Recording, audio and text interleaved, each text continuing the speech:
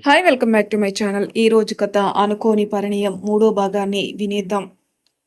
పెళ్లి అయిపోయింది. అబ్బాయి వాళ్ళింటికి కూడా వెళ్లారు. అన్న పేరు చెప్పు వదినా అంది సిరి నవ్వుతూ హారతి పళ్ళెంతో. ఇప్పుడు బై మిస్టేక్ అభి పేరు చెప్తే మా నాన్న రాజారాణిలో సత్యరాజులా హార్ట్అటాక్తో పడిపోతాడు అనుకుంది మనసులో నవ్వుతూ. సంజయ్ అంది.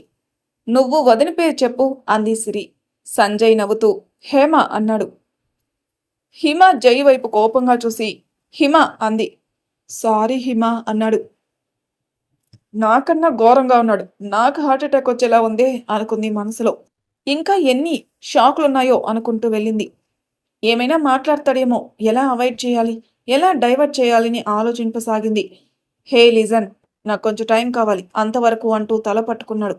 ఎలా చెప్పాలి అంటూ హా, నేను నిన్ను డిస్టర్బ్ చేయను, నువ్వు అలానే ఉండు, బయట ఒక స్మైల్ మెయింటైన్ చేయి చాలు అంటూ బాత్రూంలోకి వెళ్ళాడు.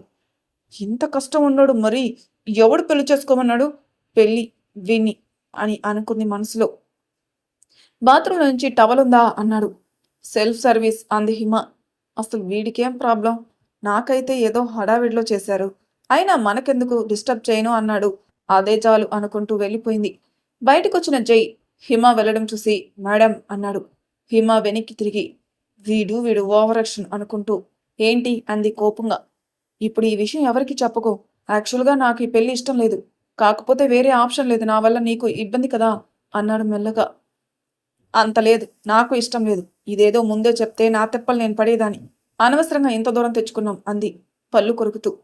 అయ్యో, అసలు నాకు ఈ విషయం తెలీదే, లేకుంటే ముందే మాట్లాడేవాణ్ణి అన్నాడు. మాట్లాడి ఏం చేస్తావు అంది కోపంగా చూస్తూ. అలా చూస్తారేంటండి బాబు, ఒక మాట మీరైనా చెప్పొచ్చు కదా అన్నాడు. ఇప్పుడు చెప్పినా కదా, విన్నావు కదా అంది. ఓకే, పెళ్లి జరిగినా జరగనట్టే ఉండాలి అంటారు, అలానే ఉందాం అన్నాడు వెళ్ళిపోతూ. వీడెక్కడ పిచ్చిమాలోకం అనుకుంది తిట్టుకుంటూ. సాయంత్రానికి మొదటి రాత్రికి ఏర్పాటు చేశారు. హిమ లోపలికి వెళ్ళంగానే మంచం మీద బోర్లా పడుకుని ఫోన్లో గేమ్ ఆడుతున్నాడు. హిమని చూసి ఇవన్నీ ఇప్పుడు అవసరమా అన్నాడు. ఒక్క నిమిషం అడిగొస్తాను అంది వెనక్కెళ్తూ. హే ఆగాగు, నేనేదో నీతో అన్నాను, అన్నిటికీ చిరాకు పడతావు. సర్లే, గుడ్ నైట్ అంటూ పక్కకు జరిగి పడుకున్నాడు. హిమ వెళ్ళి మంచానికి మరో పక్క పడుకుంది. సినిమాలో లాగా కింద చాప వేసి పడుకుంటాడేమో అనుకున్నా అన్నాడు నవ్వుతూ. హిమ కోపంగా చూసి అది నువ్వు చేయాల్సింది, ఇది మా ఇల్లు అంది.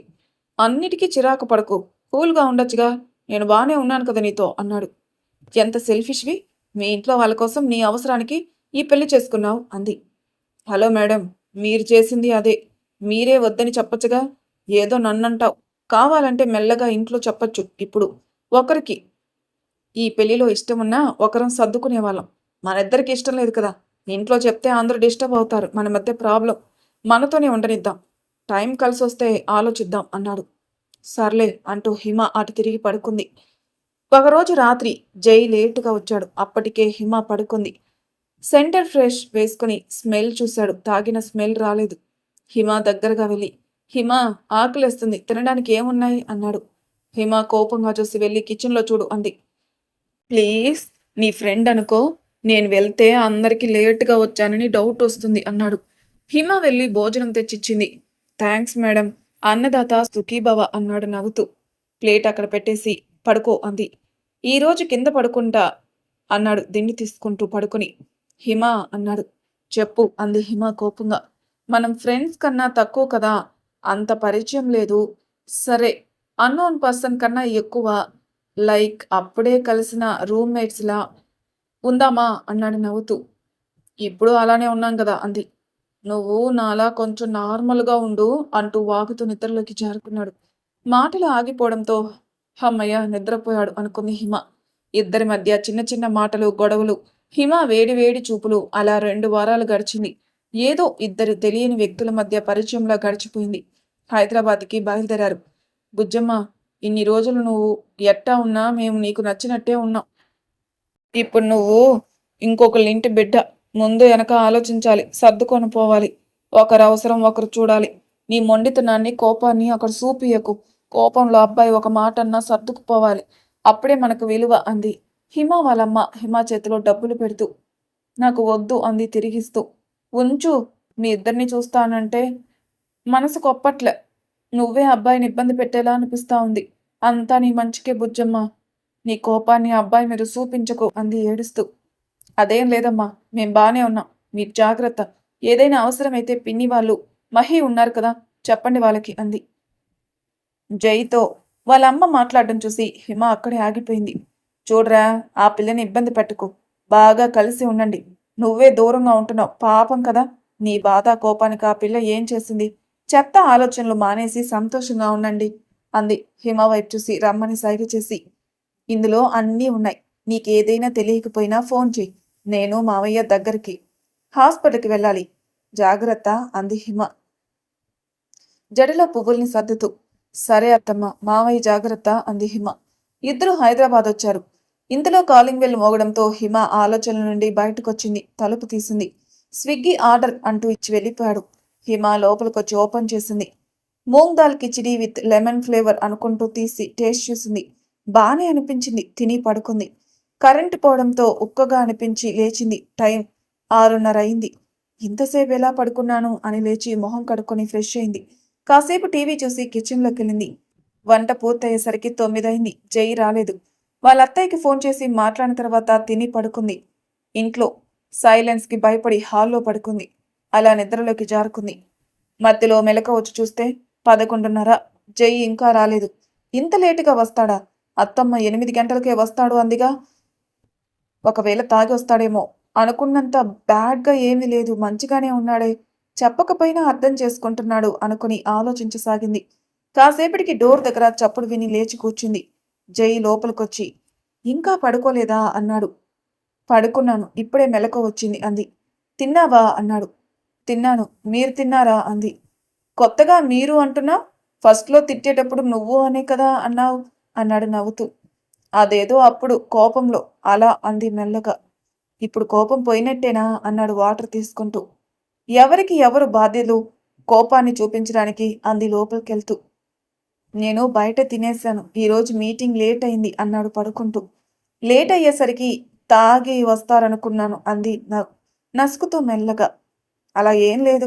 నార్మల్గా లేట్ అవుతుంది అప్పుడప్పుడు. నేను రెగ్యులర్గా డ్రింక్ చేయను. అప్పుడప్పుడు ఏదైనా హ్యాపీగా ఉన్నప్పుడు, లేదంటే సిచ్యువేషన్ ఫేస్ చేయలేనప్పుడు అంతే అన్నాడు నవ్వుతూ. పడుకో, నిల్చునే ఉన్నావు అన్నాడు పక్కకు జరుగుతూ. లేదు, నేను హాల్లో పడుకోనా అంది. ఎందుకు? ఇక్కడే పడుకో. చలికి కింద పడుకోలేవు. ఈ వీకెండ్ ఆ రూమ్లో రెడీ చేయిస్తాలే అన్నాడు. అలా ఏం లేదు. నేను నైట్ అంతా మెసులుతూ ఉంటాను. ఈ బెడ్డు స్పిన్ అవుతుంది. మీకు డిస్టర్బ్ అని అంది. నేను ఒక్కసారి పడుకుంటే మధ్యలో పిడుగు పడ్డా లేవను. నువ్వు హ్యాపీగా పడుకోవచ్చు అంటూ మధ్యలో దిండు పెట్టాడు. ఈ రోజంతా బోరు కొట్టిందా అన్నాడు. అవును అంది. అంతే, అలానే ఉంటుంది అలవాటయ్యే వరకు. ఆ రూమ్లో పైన ఒక బాక్స్లో బుక్స్లుంటాయి. అవి నావెల్స్. ఇంకా ఏవేవో ఉన్నాయి. ఇంకా టీవీలో నెట్ఫ్లిక్స్, అమెజాన్లో మూవీస్ చూడు అన్నాడు. సరే అంది. నీకు మరీ బోరు కొడితే పక్క ఫ్లాట్లో ఆంటీ ఉంటారు. ఆవిడతో టైం పాస్ చేయి అన్నాడు నవ్వుతూ. ఎప్పుడూ ఎలా నవ్వుతూ ఉంటారు అంది. ఈరోజు చాలా కొత్తగా మాట్లాడుతున్నావు. లోపల బాటిల్ తాగేసావా ఏంటి అన్నాడు. నేనేం ఆ బాటిల్స్ చూడలేదే అంది కోపంగా. జోక్గా అన్నానులే. నవ్వకపోతే ఏం చేయాలి? ఉన్న ప్రాబ్లమ్స్కి ఇదొకటే కొంచెం మనశ్శాంతి అన్నాడు. నేనొకటి అడగనా అంది. 100 కూడా అడుగు. బట్ ఇప్పుడు కాదు, రేపు. నాకు నిద్ర వస్తుంది. సారీ అంటూ అటు తిరిగి పడుకున్నాడు. అయినా వీడితో ఎందుకు ఇంతలా మాట్లాడాలి? ఎవరి పని వాళ్ళదే కదా అనుకుని పడుకుంది. అయినా కాని ఇంకొకరు అయితే ఇలా ఉండరు అసలు. మంచోడు కాకపోయినా కానీ చెడ్డోడు కాదు అనుకుంది. ఏదో గుచ్చుకున్నట్టు అనిపిస్తే మ్యాట్రస్ కింద చేయి పెట్టింది. హెయిర్ క్లిప్ అది చూసి ఈ ఇంట్లో ఎవరు లేరు. అత్తమ్మ ఇవి పెట్టుకోదు. సిరి అసలు ఇక్కడికి రాదు. ఇంకెవరిది అయ్యుంటుందబ్బా? ఇంటికి అమ్మాయిలు తీసుకొస్తాడా? ఒకవేళ బ్రేకప్ అన్నాడు కదా, వాళ్ళదే అయ్యుండొచ్చేమో. ఇప్పుడే కదా మంచోడు అనుకున్నాను. అంతలోపే దేవుడా అనుకుంటూ పడుకుంది. ఏదో ఘాటుగా వాసన వస్తుంది. కళ్ళు తెరిచి చూస్తే జై లేడు. పక్కన ఫోన్లో టైం చూసి బయటకొచ్చింది. కిచెన్లో నుండి టీ మరుగుతున్న వాసన కొంచెం కొత్తగా ఉంది. లేట్ అయింది. నేను పెడతా అంది హిమ. అయిపోయింది. నువ్వు వెళ్ళి ఫ్రెష్ అయ్యిరా. నైట్ ఏదో అడగాలి అన్నావు అన్నాడు. ఇంతకు ముందు ఈ ఇంటికి అమ్మాయిలు ఎవరైనా వచ్చారా అంది మెల్లగా. అమ్మాయిలా? ఇక్కడికా? ఛాన్సే లేదు అన్నాడు. అంటే ఫ్రెండ్, వైఫ్ లేక సిస్టర్స్ అలా అంది. నేను 2 సంవత్సరాలుగా ఉన్నా. అమ్మ ఉగాది అప్పుడొచ్చింది. నాన్నకి పారాలిసిస్ వచ్చాక 2 నెలలు ఇక్కడే ఉన్నారు అన్నాడు. అవునా? సరే నేను ఫ్రెష్ అవుతా అంది. అయినా ఎవరొస్తే మనకెందుకు? మన పని మనది హిమ అనుకుంది మనసులో. ఫ్రెష్ అయి వచ్చి మిగిలిన టీ కప్పులోకి తీసుకుని బాల్కనీలోకొచ్చి కూర్చుంది. ఈరోజు బయటికెళ్దామా? వీకెండ్ కదా! నీకేం కావాలో తీసుకో. వచ్చినప్పటి నుండి నీకేం కావాలో, ఏం అవసరం ఉందో తెలియలేదు నేను అడగలేదు. మా ఫ్రెండ్స్ కూడా వాళ్ళింటికి పిలిచారు. నీకు ఓకే అనిపిస్తేనే అన్నాడు. సరే నేను వెళ్ళి డ్రెస్ చేంజ్ చేసుకుంటా అంది హిమ. హిమ డ్రెస్సింగ్ టేబుల్ దగ్గర నిలబడి రెడీ అవుతుంది. జై Himani గమనించసాగాడు. Pink sorry, gold colour లేస్తో అంచు అక్కడక్కడ చిన్న చిన్న మెరుపుల్లా ఉన్న కుందన్స్, డీప్ నెక్ బ్లౌజ్, పొడవాటి జుట్టుని దువ్వుతుంటే అలలా ఊగుతున్న కురుల మధ్యలో మైదా పిండిని కలిపినట్టు నడుము. వద్దులే అసలే టైం బాలేదు అనుకుని ఫోన్ తీసుకున్నాడు. అయినా కళ్ళు హిమ వైపే వెళ్తున్నాయి. ఈ రోజు నాకు మూడింద్రోయ్ అనుకున్నాడు మనసులో. హిమ, నువ్వు బాల్కనీలో జుట్టు దువ్వుకో, హెయిర్ ఆ రూంలో బెడ్ కింద వెళ్తుంది అన్నాడు. సరే అంటూ హిమ బాల్కనీలోకి వెళ్ళింది. జై స్నానానికెళ్ళి బయటకొచ్చాడు. హిమ బాల్కనీలో ఉండడం చూసి వెళ్ళాడు. బీమ్ బ్యాగ్ మీద వెళ్ళకిలా జారుడుగా కూర్చొని జుట్టుని పక్కనున్న ఇంకో చైర్ మీద విస్తారంగా పరిచి వెచ్చగా వస్తున్న ఎండకి కళ్ళు మూసుకునుంది. జై దగ్గరికి వెళ్ళి దగ్గుతూ, అయిపోయిందా సేద తీరడం అన్నాడు. జుట్టు ఆరలేదు అంది మెల్లగా. లోపల హెయిర్ డ్రైర్ ఉంది అన్నాడు. సరే అని లోపలికి వెళ్ళబోయింది. జుట్టు ఆరలేదంట. నా ప్రాణానికని కాకపోతే కొంచెం దూరంగా ఉండాలి. అయినా నా మట్టి బుర్రకు ఏమైంది అసలు అనుకుంటూ టవల్ ఆరేసి వచ్చాడు. హిమ కిచెన్లో సర్దుకుంటూ ఉంటే, మనం జస్ట్ షాపింగ్కి వెళ్దామా? ఈ టైంలో వేరే వాళ్ళింటికి వద్దులే అన్నాడు. సరే అంది. ఎందుకు నువ్వు ఎవరైనా వచ్చారా అని అడిగావు అన్నాడు కొంచెం సీరియస్గా. అదేం లేదు అంది భయపడుతూ. సరే ఒకసారి ఎవరినో ఫ్రెండ్ కూతురని తీసుకొని వచ్చింది మా అమ్మ. ఆ అమ్మాయి ఇంటర్వ్యూ కోసం 2 రోజులు ఉంది. అయినా ఈ డౌట్ ఎందుకు వచ్చింది అన్నాడు. అది అంటే మీకు ఈ పెళ్ళంటే ఇష్టం లేదు కదా, వేరే ఎవరినైనా అంది నసుకుతూ. నీకు ఇష్టం లేదు కదా, మరి నువ్వు రీజన్ చెప్పు అన్నాడు. హిమ టెన్షన్గా ఫీల్ అవుతూ, సడన్గా పెళ్ళి అనేసరికి నాకప్పుడు చేసుకోవాలని అనిపించలేదు అంది. నాకు అలానే అన్నాడు. ఏమైంది ఉదయమే తేడాగా సీరియస్గా ఉన్నాడు అనుకుంది మనసులో. అలా అడిగినందుకు సారీ. మీరు క్యాజువల్గా ఉన్నారు కదా అని అడిగా. నీ మీద డౌట్తో కాదు అంది. నేనొకటి చెప్తే తప్పుగా అనుకోవు కదా అన్నాడు. చెప్పండి అంది హిమ. నువ్వు కొన్ని రోజులు శారీ కట్టుకోవడం కన్నా డ్రెస్ బెటరేమో. ఇక్కడ అంతా ఫార్మాలిటీ ఎందుకు? అయినా ఇవన్నీ చెప్పకూడదు, నీ ఇష్టం కదా. కానీ ఇది నా రిక్వెస్ట్ అనుకో అన్నాడు. సరే అంది హిమ ఆలోచిస్తూ. ఎవరైనా చీర కట్టుకో అంటారు. వీడికేం బాధో నేనేం కట్టుకుంటే. అయినా తప్పదు, ఇక్కడ అన్నీ సెట్ అయ్యే వరకు అనుకుంది. ఇద్దరూ కిందికొచ్చారు. జై కార్ స్టార్ట్ చేశాడు. హిమ వెనక సీట్లో కూర్చుంది. జై హిమని షాపింగ్ మాల్లో డ్రెస్సులు చూస్తూ ఉండు, వచ్చేస్తానని వెళ్ళాడు. హిమ నచ్చినవి చూస్తూ సెలెక్ట్ చేసుకుంది. జై కోసం చూస్తూ ఉంది. జై రాలేదు. హిమ డ్రెస్సింగ్ దగ్గర కూర్చొని వెయిట్ చేయసాగింది. గంటైనా జై రాలేదు. హిమ అవన్నీ అక్కడే పెట్టి భయంతో జై కోసం బయటకొచ్చింది. ఎక్కడా జై కనిపించలేదు. కనీసం ఇంటికి దారి కూడా తెలియదు. ఫోన్ కూడా ఇంట్లో పెట్టొచ్చింది. హిమకి భయంతో ఏడుపు తన్నుకొచ్చింది. అందరూ ఉన్నారని బిక్కబట్టుకుని నిలబడి చూసింది. నేను వచ్చినట్టు మర్చిపోయాడేమో, లేకపోతే వదిలించుకోవాలనుకున్నాడేమో అని ఏదేదో ఆలోచింపసాగింది. కాళ్ళ నిండా నీళ్లు వేలు నలుపుకుంటూ చూడసాగింది. వెనక నుండి జై వచ్చి హిమ అన్నాడు.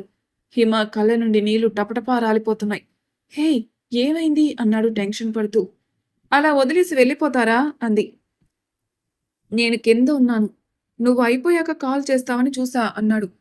ఫోన్ ఇంట్లో ఉంది అంది. సరే ఏం కొన్నావు చూపించు అన్నాడు. నేను అక్కడే పడేశా అంది మెల్లగా.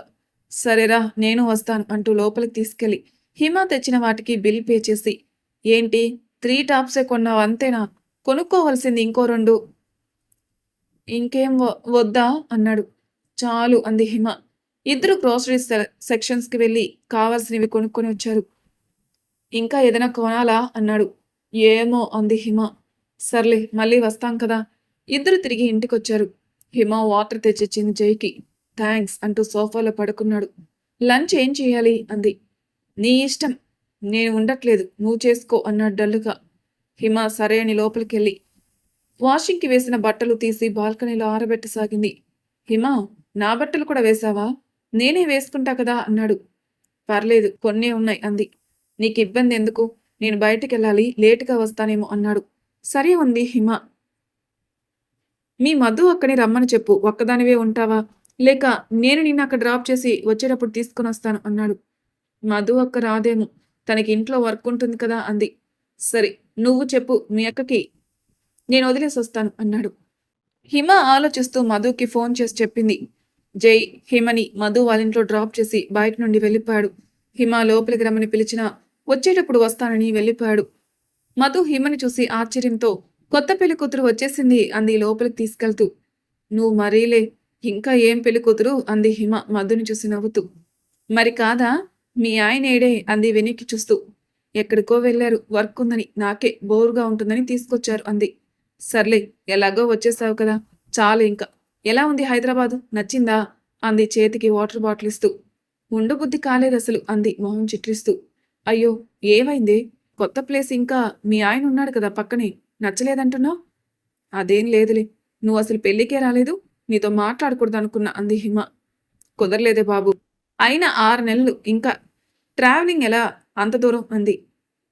అప్పుడే 6వ నెల, మొన్ననే పెద్దమ్మ 5వ నెల అంది. మరి నీకు పెళ్ళయి నెల కావట్లేదా అంది మధు నవ్వుతూ. అయ్యిందిలే. ఆర్య ఎక్కడా అంది హిమ. వాళ్ళ డాడీతో లోపలున్నాడు ఇప్పటిదాకా. ఇదిగో ఇవన్నీ పీకి పడేసి చింపి గోల చేశాడు. హాలిడే అయినా సరే సర్దుకోవడానికి సరిపోతుంది అంది. నీకేం, బావ బాగా హెల్ప్ చేస్తున్నాడుగా అంది. రేపు మీ ఆయన చేస్తాడులే అంది మధు పక్కన కూర్చుంటూ. ఇంతలో ఆర్య వాళ్ళ డాడీ వచ్చారు. బాగున్నారా బావా అంది హిమ. ఆర్య హిమని చూసి దగ్గరకొచ్చి మహీ పిన్ని రాలేదా అన్నాడు. ఊర్లో ఉందిరా అంది హిమ. మీ ఆయన రాలేదా అన్నాడు. లేదు బావా అంది. మరి తర్వాయి భాగంలో ఏం జరుగుతుంది నెక్స్ట్ ఎపిసోడ్లో తెలుసుకుందాం. అంతవరకు నా ఛానల్ సబ్స్క్రైబ్ చేయని వాళ్ళు ప్లీజ్ సబ్స్క్రైబ్ చేసుకోండి. లైక్ చేసి షేర్ చేయండి. మీ అభిప్రాయాలు నాకు కామెంట్ రూపంలో తెలియజేయండి. Thank you for listening.